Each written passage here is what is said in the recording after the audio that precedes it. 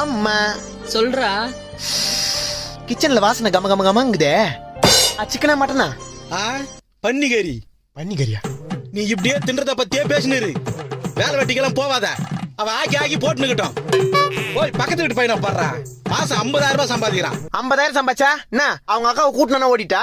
எது பின்னாம எப்ப பாரு கம்பாரிசன். பக்கத்து வீட்டு பையனை பாரு, எதிர்த்து வீட்டு பையனை பாரு, பின்னாடி வீட்டு பையனை பாரு. அவன் பாரு அப்படி சம்பாதிக்கிறான், இவன் பாரு இப்படி சம்பாதிக்கிறான். எவன் எப்படி சம்பாதிச்சுட்டு போட்டோம். அதுக்காக என்னால சம்பாதிக்க முடியாது. ஆனா நானும் ஒரு நாள் சம்பாதிக்கிற நேரம் வரும்.